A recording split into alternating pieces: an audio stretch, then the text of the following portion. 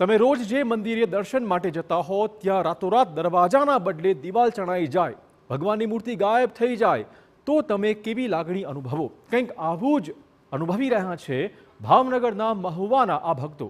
જુઓ, સ્વામિનારાયણ મંદિરની બહાર ધૂન કરનારા આ ભક્તોને છેતરાયાનો અહેસાસ થઈ રહ્યો છે। તેમનો આરોપ છે કે 150 વર્ષ કરતાં પણ જૂના મંદિરમાંથી ભગવાનની મૂર્તિ ચોરી નવા મંદિરમાં સ્થાપી દેવાઈ છે।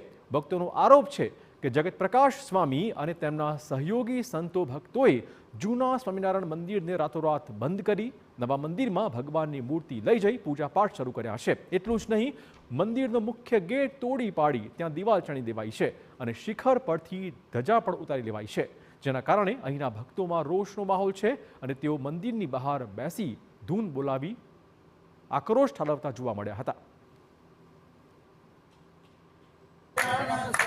સવારે ઉઠ્યા તો ખબર નહીં કઈ રીતે અહીંયા દિવાલ ને બધું ચણાઈ ગયું, મંદિર બંધ થઈ ગયું, ઉપરથી ધજા વહી ગઈ, ઘંટી વહી ગઈ, બધું મંદિર જ આખું ફેરવાઈ ગયું, આખું મંદિર બંધ થઈ ગયું। એવી તો એને શું જરૂર પડી કે રાતે એ લોકોએ મંદિર આમ અચાનકથી એને બંધ કરવું પડ્યું? રાત્રે 12 વાગે લાઇટ બંધ કરી અને આ લોકો ભગવાનની મૂર્તિને રાત્રે ચોરી ગયા। એટલે આ લોકો જે ચોરી કરે એ લોકો સંતો એ પબ્લિકને શું સંદેશો આપે? આ ચોરી કરતા શીખવાડે? એ હું સત્સંગ શું કરાવે? એ ભક્તિનું જ્ઞાન શું આપે આવા ચોરી કરનાર સંતો?